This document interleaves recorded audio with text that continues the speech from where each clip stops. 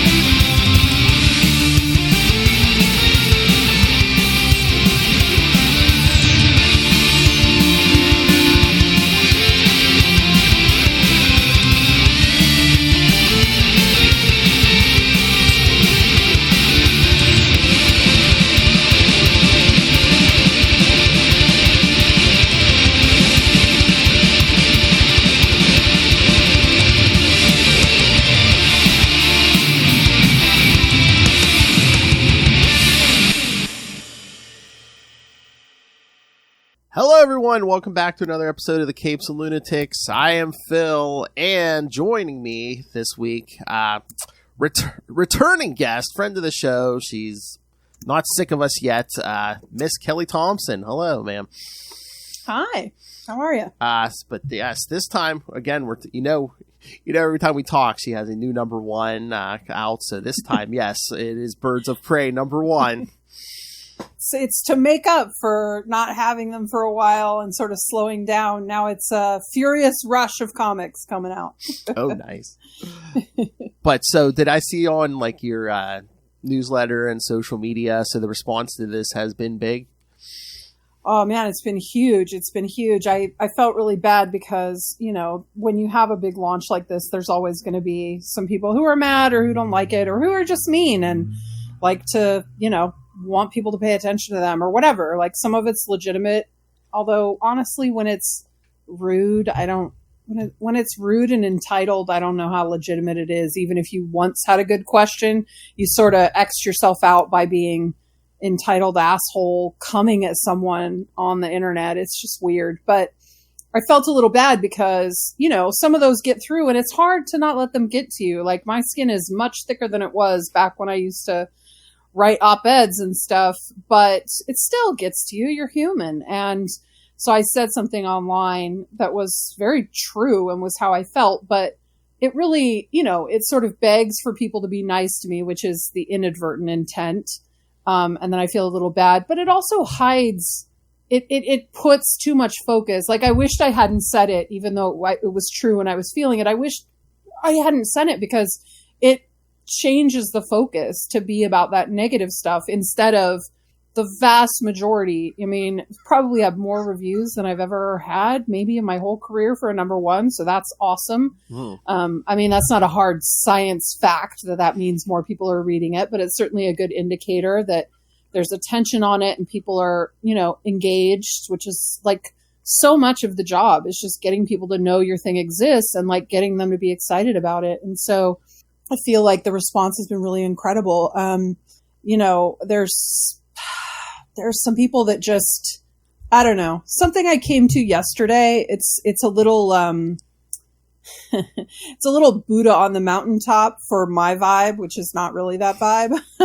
But, I think it's something I'm going to try to onboard and really think about, which is that a lot of those complaints that I see or criticisms or the mean stuff, like those people's minds are closed and a closed mind, it cannot grow. It cannot be changed. And thus as a storyteller, I'm not fucking interested in it. Like if your mind is closed, we just don't have anything we can do because my whole purpose on this earth basically is to like create stories that make you think, that make you feel, that make you reconsider.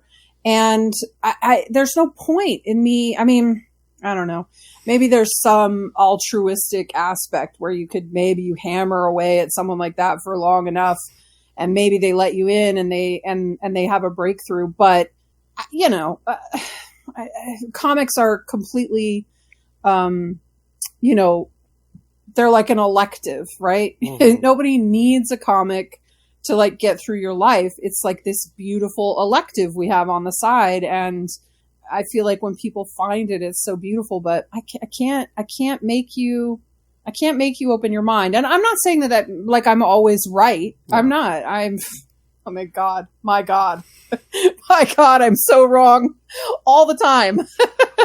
But I am a pretty careful storyteller. I don't do things cavalierly. I really consider them. I pick incredible collaborators to work with, and I think the quality of that shows in my work. I think it's shown since the beginning of my work, and I still put in the same amount now, even though I'm very, very tired. I mean, it's your art. I mean, that's why I've told myself. Yeah, I mean, I love it. It's hard. I can't disconnect from it. I mean, I don't like to say, I honestly don't like to admit that I put as much work into the Cull as I put into, I don't know, Nancy Drew, you know, and that's nothing wrong with Nancy Drew. I'm just saying it's a work for hire project that I don't own.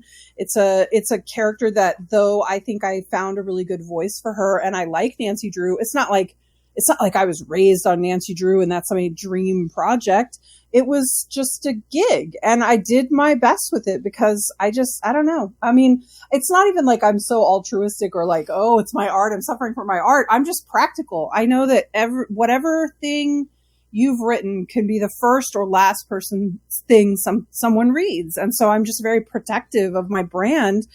I want what I wrote to be good no matter what you pick up. And so I don't know. I think, I don't think it's bragging to say I think I'm pretty good at making comics. I know how to do this. It's like what I've spent my whole life doing. So I better be pretty good at it.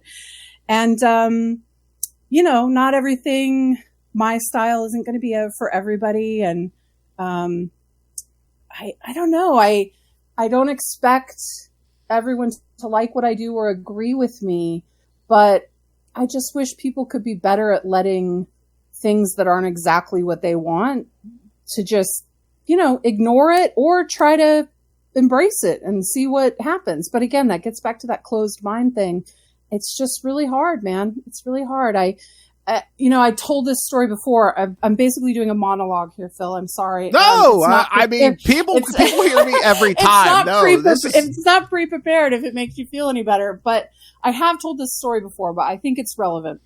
So 1,000,000 years ago, 10 years ago, 20 years ago, I don't know, what is time? When Scott Snyder was first doing Detective Comics stuff, when he did his Batman Black Mirror, well, I think it was in Detective Comics, but it gets collected as Batman Black Mirror. So that's, for context, for people who maybe don't know that off the top of their head, that's when Dick Grayson was wearing the cowl. He was Batman. One of my favorite characters. Yeah, so this was around 2011 or so, yeah. Yeah. Did I say 10 years? I think I said that. Well, that was one of my options. So I love Dick Grayson. He's a phenomenal character. Well, who doesn't love Dick Grayson? I mean, Where's your soul if you don't love Dick Grayson, exactly. Right? I love him. And he was a great Robin. He's a great Nightwing. I mean, talk about a great, you know, as someone who makes superhero comics, you ache for that great a transition of a character into a new character, like that it just builds. It's fantastic. I did not want him to be Batman. I was very mad about it. I was like, God damn it. You know, and like a part of me knew I was a smart person and someone who knew a little bit about the inner workings of comics, even though I wasn't working in it fully yet. So I knew that wasn't going to last. It was going to be a thing. It's a story. It's a whatever. But I just was like, I just am not on board. Why would we do this? Dick Grayson is a great Nightwing and Bruce Wayne is Batman. And we all know it. And why are we doing this? And I was really mad. God damn it, if those Scott Snyder Batman issues aren't some of my favorite fucking Batman comics I've ever read.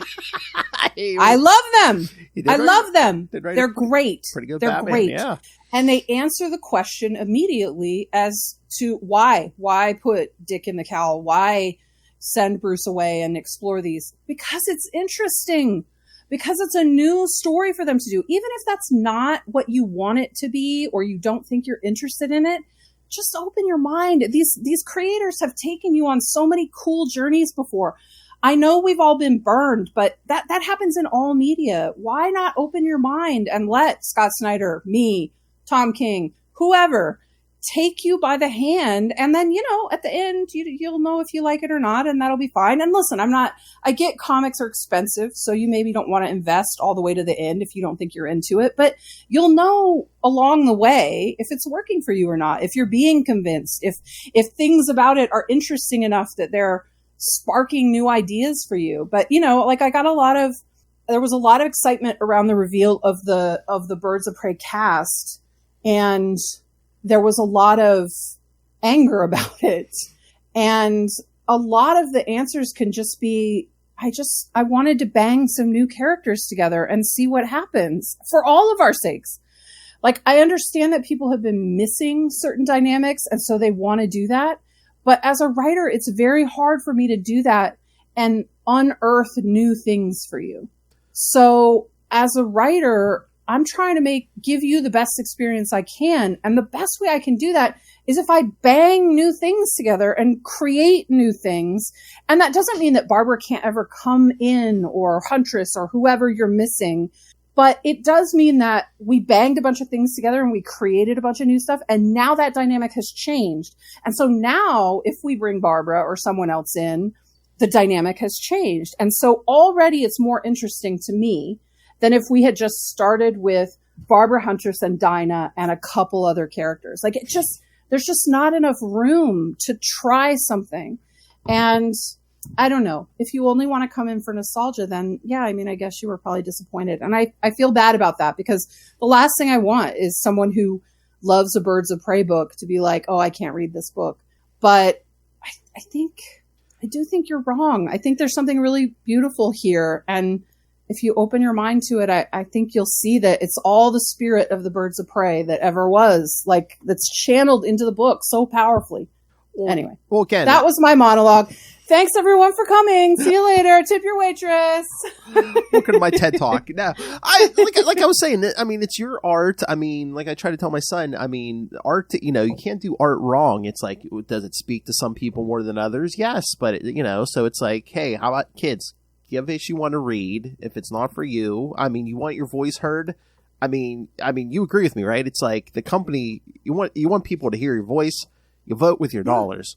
Yeah, 100%. So. But I love that you're telling your son that, because it's such a great lesson about art. And, I didn't really grow up in a super arty household, although my grandmother was an artist and a teacher. And so there was a little bit there, but we didn't talk about it a lot, unfortunately. But my parents are not super arty people. They're always very supportive of that stuff, but they just don't really get it like that. Yeah. And they're certainly not obsessed with it like I am, although my dad is a huge reader at this point. He never really read when I was a kid because, he was busy. He was raising a family. He had a really, really strenuous, frustrating job. So, he wasn't reading a lot. But now he's voracious about it. So I sometimes think we're getting a little closer there, but it's really great that you can talk to your son about that stuff, because, an appreciation for art, it's truly one of, I don't know. It's something that makes us so human. Like it's a big deal. Oh yeah. It's a big deal. And again, people complaining about a new lineup for this team. It's like, yeah, come on, Kelly, the Avengers, the X-Men, nobody, the Justice League, nobody ever changes up their lineups. Come on. Never. Oh man. We didn't talk about this, but I was very impressed with people's love for Huntress, which I think we just have to give Gail Simone such credit for that. Oh, yeah. And I don't mean any sling on the character. I just mean when people talk about her, they talk about her as if she was a founding member, and she doesn't come on till I think it's like issue 60 or something, like 62, maybe. I don't know. I may be getting my numbers screwed up, but later down the it's line, a really long time. Like I saw someone sort of defending me on Twitter the other day, and they're like, Huntress doesn't even show up for an arc or two. I wanted to be like, try like 12 arcs. It's a really long time before she shows up. And, but it's pretty impressive that she's sort of made such an impact on that team that people sort of think of her as a founder. It's impressive. And again, I mean, the lineup you have here and like, characters like Barbara or Huntress, I mean, people are very passionate about these characters. So I think, that's to try to look on the bright side. It's like, you do have some, people. Yeah. I mean, that is one way to look at it, is like the only way to get people riled up about this kind of stuff is because they care, which is a nice way to frame it for sure. Mm-hmm. But like the love for Barda and Cass, like people are already seeing like what an incredible. Oh yeah, you know what? Incredible pairing that is. That was one of my favorite parts of this issue. Is just Barda and Little Bat. Oh yeah, I love their interaction. I'm a little worried because Cass is my favorite character at DC, but she is really tricky to write, and I knew it going in, but it still somehow took me by surprise. And it's just because you have to be really incredibly careful in your plotting that you give her moments to shine in her own way, because you can't just give her a lot of dialogue to make sure she's involved in the scene, because it's not who she is. She's not going to be chiming in, or telling jokes or whatever. She's observing. She's being a silent badass.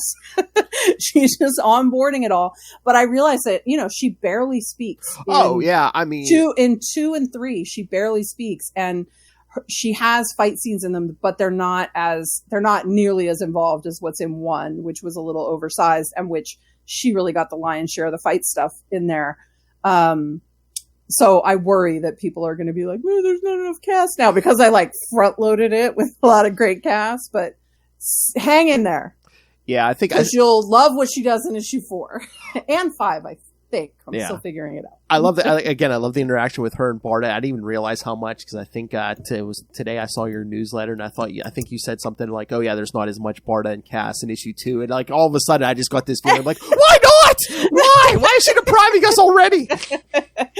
There's we get a cool Constantine shows up in issue 2, and another cameo or guest starring role that I'm trying to keep under wraps. It shifts a little more the focus. First of all, there's some obvious like issue 2 stuff we gotta talk about the mission. There's some of that stuff we gotta get through. But I hope I do it in the most engaging way I can. And then there's some basically like the prepping for the mission stuff. And so it shifts a little more towards Canary in issue 2. Which I think is important because of what they're doing and like really showing her sort of her plans and everything. But yeah, it does mean that Cass and Barda get a little less attention than they did in issue 1. But they really shine again. To me, their issues so far are 1 and 4 are their big issues. But I mean, listen, Barda wears the bikini in 2 and 3, so. At least for a little while. Listen, they had to get in the water, Phil. What was I supposed to do? Not use that famous red bikini armor? What, the Jack Kirby armor? Yeah. Yeah. Nice.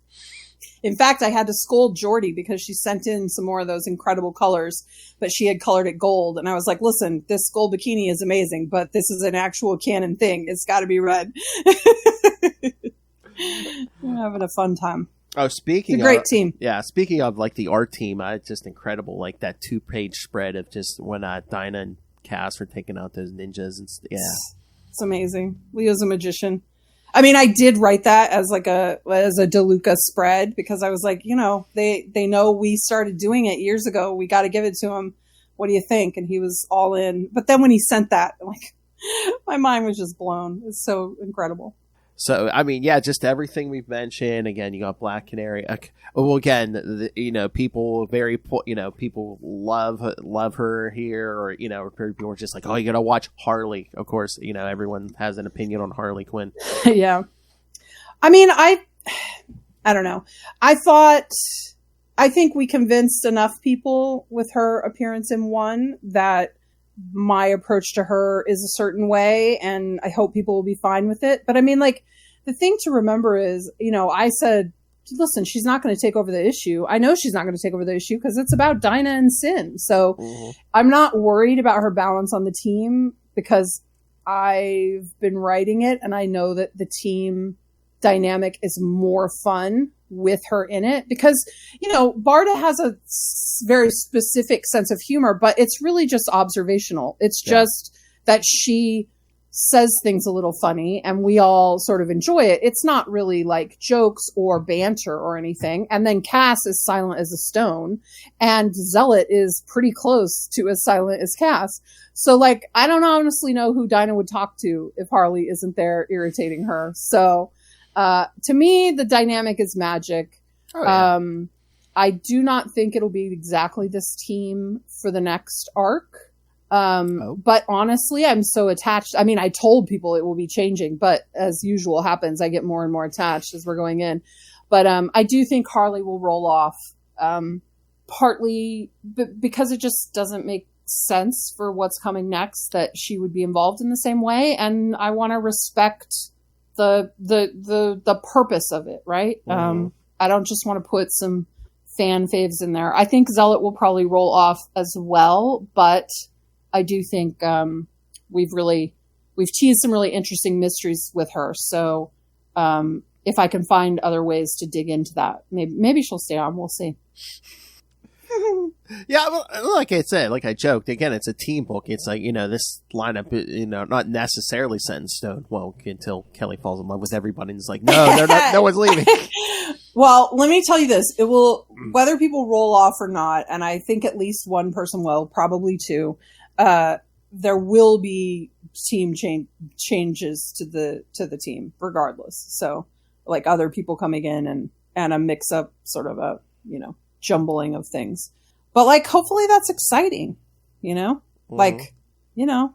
And I do like the reason why Harley agrees to help, you know, because at first she doesn't want to help, but I love the reason that she agrees to help.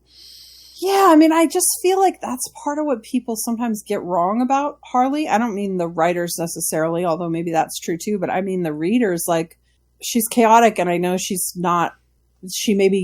too greedy in how much page time she grabs up and stuff, and I get that, but Harley's really interesting, and she really does just follow her own compass, and you know, she knows her north, and she just is committed to that, and it's appealing.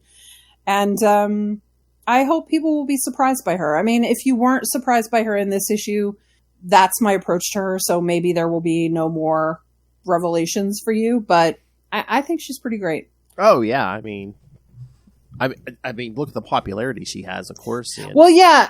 It's funny though, because I can't tell if that's helping sell books or not. Especially because nobody sees sales anymore. So, they just Comic-Con. I mean, you know, it just doesn't really exist. I mean, you get royalty statements and things like that, but there's no. With Comic-Con not reporting any numbers, I mean, that's the only way comic creators were really checking those numbers. So, you know, did Birds of Prey sell 20,000 or 100,000? I don't know. Maybe somebody will tell me, I hope. But yeah, like I said, Kelly, you're one of the few people I have on who are like, people are like, oh, I have to send in questions. Aw, so that's so nice. Yeah. So again, do not doubt your art. Don't let the haters get to you, because again, like I said, I get good responses when I say you're coming on. I mean, the companies keep throwing work your way, so I don't think. Yeah, and listen, people are asking me to do stuff all the time. I'm very lucky. I have a really incredible fan base, like the Substack especially. Like, it's really growing and cool and really wonderful. So I hate harping on, you know, few bad apples, but there's a reason that that phrase is they ruin the bunch. It's because they're very toxic. But again, I'm gonna embrace my Buddha on the mountaintop, a closed mind can't be changed, so ignore it kind of nonsense, and sort of just try to harness my Zen. Again, maybe they'll change their mind one day. Maybe someone will say, "Hey, this book's great," and you thought, "Oh well." I do take a lot of great joy in people who have the self-awareness. Like, I saw a bunch of comments on Twitter, and I saw some on CBR and stuff where someone was like, you know what? I talked a lot of shit about this, but this actually really works. I saw some people going, I owe Kelly Thompson an apology. And honestly, like, nobody owes me an apology. It's not like that, but I really appreciate people being like self-aware with themselves and like checking themselves. Like, that's a real nice accountability, even if nobody really cares anywhere. Like you, me, the internet, nobody cares. But I do sort of care because it was nice. It was nice to see people saying, maybe I jumped to conclusions here. Because that feels to me like an open mind. Like, that's the mind I'm going for. That's the mind that thinks it knows what it wants, but then read something that it found interesting and can admit it and be like, oh, I'm going to choose to be open to this. I love that. Well, yeah, I think that's a great life lesson in general. It's like, don't judge something before you've actually experienced it, don't. Yeah. I do think that comic fans in particular have a pretty hard, we have it the hardest, I think, in that regard, right? Because, the other thing we really do that with is TV, where we, I'm sorry, I've got the hiccups, where we really start like dissecting and judging an episode when we know there's 3 more episodes before the finale or whatever, right? But I think the core difference is an hour long of television. I mean, that's way more than 20 pages of a comic, so it's a lot more to unpack. The creators have more time to do more. You have more time to be upset about more. It's like a little different of a dynamic. And also, you don't pay for that directly the way you do a comic book. I mean, sure, we all pay for cable or our streaming services or whatever. It's a bill. And when your utilities, it comes through, but it feels different than going out and buying books or buying a movie ticket or buying comics or having a subscription to comics. And so I feel like comic fans, more than any others, the best place, short of having a comic shop or a friend group that reads comics, the best place to talk about it is online. And of course you want to talk about the thing you just read that you just paid for, even though you know it's not over. So I don't even want to discourage people from that. I just wish they'd talk about it a little differently, a little more like they're reading chapter 1 from a book instead of the whole book. Right? Yeah. I mean, I saw a guy was like, well, why would so-and-so have her and how will they blah, blah, blah. And I was like, I mean, I wonder if those will be questions that will be answered in issue 2. Like, I mean, I don't even know what to say, man. Like, those are all great questions. We'll answer them all. Like, you have to tune in for more. Like, we only had so many pages, man. I mean, I had the question of like, how's this lineup going to come together? And I'm like, I guess I'm going to read issue 1 and find out. Yeah, exactly. Exactly. I mean, I just don't really get it. I don't know. Anyway. All right. Let's. Okay. I'm going to ask you questions. Here we come. All right. Well, the first one, I mean, I think you kind of answered this already, because they just want to know, do you think about bringing back Barbara Gordon, Helena Bertinelli, and Zinda Blake to this formation? Again. Well, I'll answer it. So Barbara is absolutely on the table. That's a mystery of this book. I was going to say, I know, you need to change stuff up, but if you do bring in Barbara, you have an excuse to bring in Dick Grayson, right? That's always good. Yes. So I think, you don't put Barbara's name on page 1 of your new book unless it's something you're planning that is the elephant in the room and that you're setting up. We are setting a thing up here. So Barbara will absolutely be a factor. I wouldn't expect her until issue 6, but my plan is for her to definitely be in issue 6, which I'm working on now. The Huntress, the fans have definitely changed my mind. She wasn't high on my list to roll in, but the fan response to her was so powerful. I'm reconsidering. I'm not saying she'll be in the next arc, but I've definitely moved her to the table.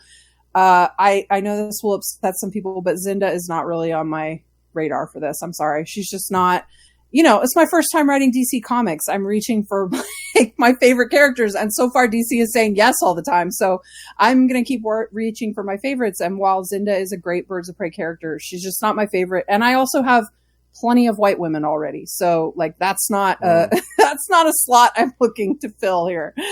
And if I was going to bring another white woman on the team, certainly Barbara and Huntress would be, although Huntress, I know that some people, she's Italian, right? So that's like a thing. Yeah. She's white. She doesn't check a diversity box that I would feel comfortable with, even if it's great to have, some more diversity, even in little ways. Always happy to have that, but I'd rather see, a woman of color on there in a more significant way. I mean, for classic Birds of Prey, I guess you could go with Helena Bertinelli, but also, I mean, you also have the other option of Helena Wayne, because right now Jeff Johns is playing with that in Justice Society. Well, I could be wrong, but I suspect if I used Helena Wayne, I would be murdered in my bed. I mean, maybe I'm wrong, but I feel like when people are saying they want Huntress, they're not asking for Helena Wayne. I know. I mean, Phil, are you trying to get me killed? No. I feel like this was a setup.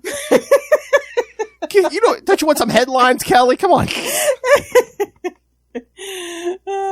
Kelly Thompson almost killed in her bed for using wrong Huntress in Birds of Prey book. Headlines, news at 11.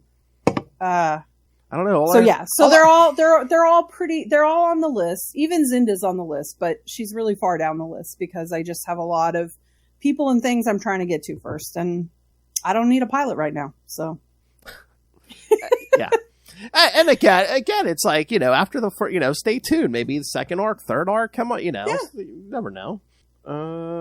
Okay. Here's another one. This person wants to know: are you going to be bringing back some of the classic obscure Birds of Prey villains? Maybe, but this first arc is a new villain, and the thing that gets set up at the end of this arc is also sort of a new villain. Okay. I mean, that's all I'm going to say right now. But yeah, I wouldn't be opposed to that. I think that it's maybe a little less true of teams than solo characters, but I'm a very big fan of building out a rogues gallery for characters, and I think the best experience I've had with that so far is doing a sort of combo mix of rolling in old characters with a remake if necessary, and then also creating new, and then hoping some of those stick and that other people can play with them. I mean, that was definitely my approach in Captain Marvel, which worked pretty well. So, I mean, my approach here would probably be similar. Oh, yeah. Oh, and not to get too far off topic, but yeah, Zach, I haven't talked to you since I read Captain Marvel 50. Excellent. Great job. Thank you so much. Yes. Thank you. And I'm assuming we're going to be getting another guest appearance by a certain someone. I don't know how much I should spoil for people, but on the last page when they get their mission and where they're going. Oh yeah, Wonder Woman's going to fuck them up. Okay. Yes. Yeah, they're definitely going to fight Wonder Woman. Oh. And more.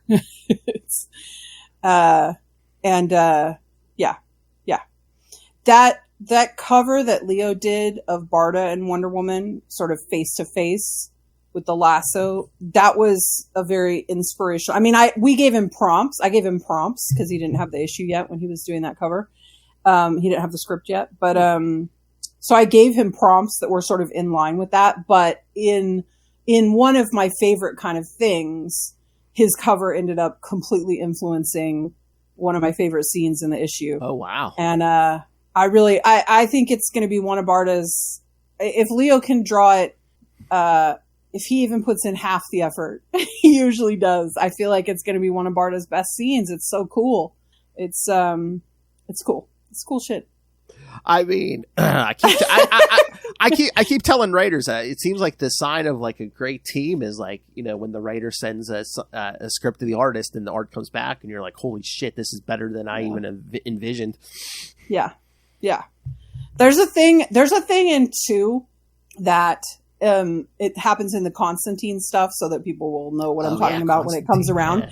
But I was, there's a part of being new to DC that's terrifying because, I've been a comics reader since I was a teenager. So I've read tons of DC comics. I'm a huge Batman fan. But I go through phases, and at the end of the day, I was definitely more well-read on the Marvel side, and X-Men particularly, because stuff you read when you're a teen, it just lodges in your brain in a different way, and it's in there forever. Not like the way I'm old now, and I read a story last year, and I'm like, wait, what was that story? Anyway, so I definitely felt a little out of depth coming in, and also just because working with Marvel and being in so deep with them for the last 5 or 6 years, I was still reading a lot of DC, but you just don't you just don't understand what's going on and what the plans are for it in the same way when you're a little outside it like that. And I was feeling nervous about some character stuff. And I was really struggling with issue 2 because I wanted to do this thing with Constantine. And I couldn't find like sort of exactly what I needed in the DC universe. And I'm like, I can't believe this doesn't exist. I can't believe this isn't here. I was like, it probably is here, but just in a way that like is a little different. And I was like, well, I'm just going to make it. And if Ben says I can't have it, then we'll figure it out together. And instead he was like, that's incredibly cool. And so let's do it. And then when I sent the script to Leo, I gave him, I can't remember exactly what it was, but I was like, I'd like the visual for this to be interesting of like how they enter this place or whatever. And he came back with the coolest fucking thing. It was so simple and it was so much cooler than anything I could have come up with. And I'm like, yes, it's so amazing when these brilliant people make my job infinitely easier. Because it was just awesome. It was awesome. It's super cool. It's also in the Zealot scene for people who are going to be curious about it, but it's very fun. It's a very fun visual effect that just very smart. Leo's he's an incredibly powerful storyteller and he's very thoughtful in the choices he makes. It gives you a lot of confidence to work with him because he's just very sure of himself. And rightly so. He's gifted. He's gifted. All right, so yes, I mean all these. So guest appearances: Constantine, Wonder Woman. I have a feeling. Green Arrow will be showing up again in issue 3. Okay, I was gonna say he was on page 1. Yes. Yes, and then there will be another guest star I said for 2 that I guess he's in 2 and 3, but I'm trying to hide that one, so I won't say. Yeah, that's part of the reason, like when people were yelling about the cast only being 5 people, they're like, well, just add more. And I'm like, listen, you don't know what the plot is. I got Amazons, I got Wonder Woman, I got Green Arrow, I got Constantine, I got a lot of bitches to juggle over here. We can't make the team too big. And then of course Maps and Sin are a factor. So it's just a lot. And if you want the best story, I've learned the hard way, don't overload it for more characters than you have room to do justice to. You know, you have to find, like I was just talking about the Cascade thing, you have to have real estate to find that cool moment for her if she's not going to just be cracking jokes. And so you got to find those places, and it's tricky because you run out of pages fast, although I'm very much enjoying the luxurious 22 pages at DC as opposed to the 20 pages at Marvel. It's going to make it real hard to go back if I ever have to, though. And I will have to because there's something else to announce soon that is mostly 20 pages. So. Oh, geez, this woman never stops working. Like I said, the bank account demands to be fed. It's an unfortunate reality. But yeah. No. Your bank account's loss is our gain, Kelly. The only other question, I mean, you kind of answered this one too, but this person says, so looking forward to this book and love the team lineup. So there you go.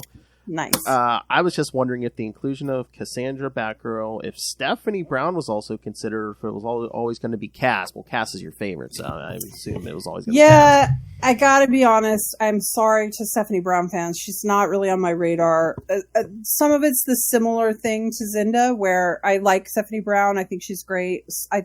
I think I prefer her as Spoiler to Batgirl just because Spoiler's a great costume. It's a great name. It's interesting. To me, it's more interesting than having multiple Batgirls, although I thought that Batgirls book was super fun and cool. Yes. I really enjoyed it. Mm-hmm. So, but my issue is more for both Cass and Steph's benefit, but Cass I'm more concerned with, obviously. They shouldn't be a matched set. They need to be able to be their own women, the same way Dinah and Barbara need to be able. And I don't think that's been such a problem with them because Dinah and Barbara were bigger characters at different times. And so they really were their own selves separately. But I just worry when I see Cass and Steph sort of always snap together. Yeah. They need to be able to stand on their own. I think that while the dynamic of Cass and Steph works really well because Steph is sort of a talkative, lighter character, that can, I don't know. It sometimes makes me feel like I'm learning very little about Cass and a lot about Stephanie. And so I am a little hesitant about that. I would also say that Stephanie has the same problem Zinda does, in that I already have plenty of white women wandering around that want jobs. So I don't have any more room. Especially for blonde white women. There's too many of those. And again, it's just favoritism. Cass is your favorite. Yeah. I mean, that is the other thing. Like, I'm not trying to pretend that's not it. It's my first chance to work on DC books. Like, you obviously want to reach for your absolute faves, and so I've been doing that. And I love that series of hers from the her solo series from, like, what was that, 2000? What, Brian Q. Miller? Yes. Yeah. Do you remember he did? I can't remember which issue it was, but he and Dustin Nguyen did an issue or a couple issues that were really, really great. They were some of my favorite Stephanie Brown issues we'd ever gotten. But and since Cass is on the team, are we going to get her an appearance by her mother at some point? Lady Shiva? We'll see. It's definitely possible, but yeah. I just think the problem there is, like, it's possible. Shiva's great. I love Shiva. I think she's super interesting. I do think, I'm pivoting a little bit for other arcs to maybe more Vixen. Oh, yeah. Like that. Because I think, ironically, and I'm happy to have them, but I've now got a weird situation where I have a lot of white women and then a lot of Asian women. So, like, Shiva doesn't feel like as rich a cast when I already have Cass and Sin and Maps, right? Yeah. Like, suddenly it feels like I'd like more Vixen in something like that to bang her around with everybody rather than Shiva. But there's a lot of great history with Shiva. She's an interesting character. Because we've got so many incredible fighters on the team, it makes a certain amount of sense to bring her in. A lot of people were asking why she wasn't there. They would have rather seen her than Zealot. I hope they won't feel that way by the end of the book. I hope they'll feel like they've learned a lot about Zealot and she's a new character they might care about. But we'll see. There is a super deep Easter egg in issue 1 that nobody has picked up on yet, which is a little bit of a bummer to me, because I snuck it in. I thought I was being so clever. So, the way the Wildcats, got wrapped into the DC lore, it's like they sort of came in clean. They didn't come in with all that baggage. So when you, like, go to a website to look at the history of Zealot and the issue she was in or whatever, there's, like, the old Zealot and then there's, like, this new Zealot, just so people know. But so one of the things that old Zealot could do back in the old Wildcats books in the Wildstorm days, is she could create sounds. She could duplicate sounds with her throat. Okay. So that's a little bit what that scene of Dinah calling for her through the city with that little whistle. That's about, like, a signal they worked out, because Zealot can. The idea is that the secret idea is because Zealot can duplicate that, whereas not a lot of people could. So that's sort of like a very deep Easter egg. Like, the scene works, it's fine without knowing it. You're like, oh, she's just trying hard to do this whistle. But the super deep secret for the super Zealot fans is a little nod and a wink to a power she sort of used to have. Yeah, I wasn't as familiar with the character, so I did not pick up on that. Yeah, no. I honestly, I don't even think the diehards look at it. I'm not sure Ben knew what I was doing. And I was like, that's great that my editor, Ben, I was like, that's great that Ben doesn't know, because I'm just going to leave it in. I'm not saying he doesn't know. I'm just saying he didn't tell me no. And I assumed that was either because he wasn't aware of what I was doing or because the scene works without that information. It works fine without it. It could just be a fun thing for super fans. Like me. That's pretty cool now that I know that. Yeah, like I said, I wasn't too familiar with the character, so. Well, I mean, like I said, she can't do it now, I don't think, or at least the jury is out on whether that would be a thing she could do. We haven't seen it demonstrated, so probably it's not. I mean, we all know that these characters get so incredibly overpowered. They become sort of difficult to write, so I wouldn't expect her to be debuting it anytime soon, but. For anyone out there who does like Zealot and is interested in reading more, one of my favorite little stories of her in the new DCU since the Wildstorm characters were integrated. Matt Rosenberg has an excellent short running through, I guess it was running through the Batman Urban Legends stories. Yeah. I can't remember which issue it is. I think it's like 6 and 7 or something like that. Where Zealot has an inner altercation with Wonder Woman. It's very good. It's very cool. It was definitely one of the touchstones that I used for sort of getting into this version of who she was and who she should be. And you are writing a DC book, so when should we expect the Batman appearance? Not in this one. Not in this one. Okay. Maybe when we come back. The headquarters is in Gotham, and that's not on accident. We want to be close to Barbara and Batman and all that good Gothamy goodness.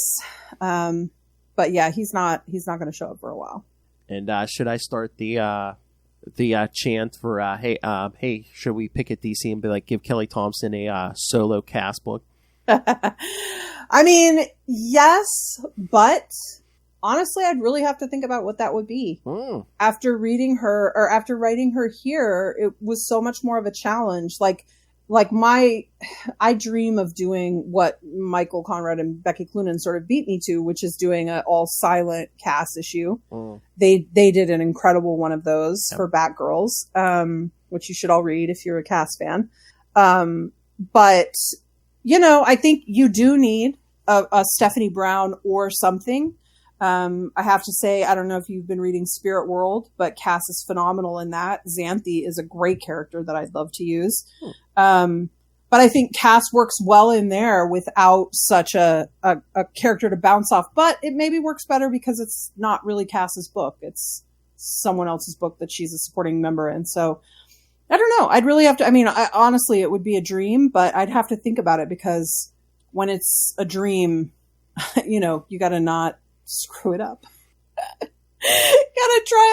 gotta really think about it to make sure you nail it. Like, I would be absolutely devastated if I made a cast book and it wasn't like the greatest thing she'd ever done. I would be devastated. So, it's hard. I mean, we get Batman team up books every 2 seconds. What about a cast team up book where she teams up with someone different every issue or every arc? Yes. If I'm not writing that, can I read that? Yes, let's do that. Let's do that. Does Batman have a Marvel team up? Do they do that? Do they have any historical team up like that? Like Marvel team up? Back in the day, Brave and the Bold.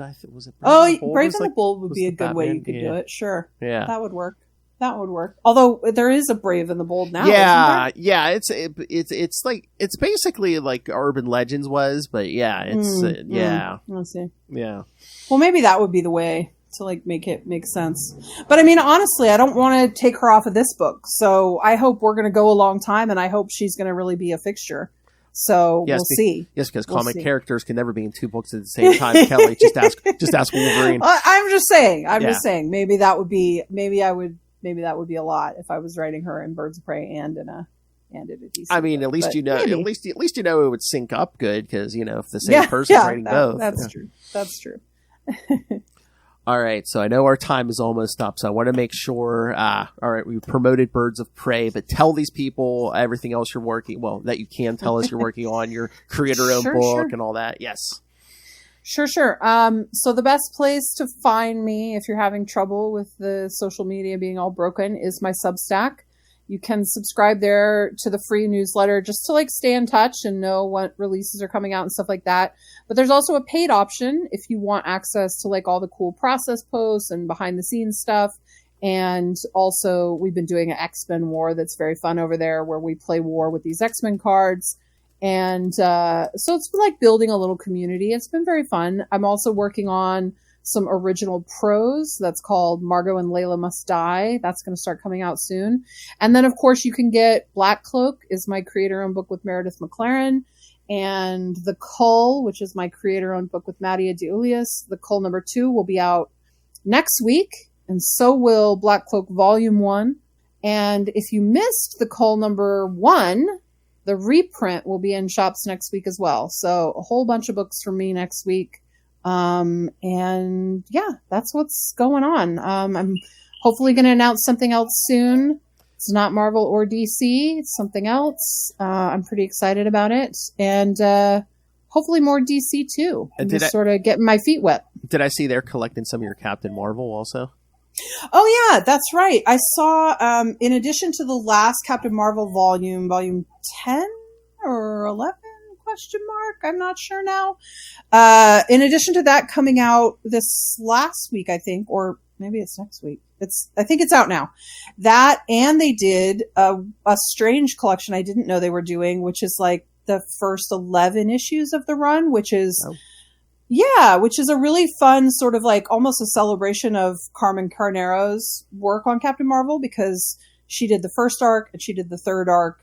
And then it also includes the Captain Marvel the End story that she did. So there's only 2 issues in that volume that are not hers, which is really cool because she's an incredible artist, and it's nice to see her work sort of celebrated like that.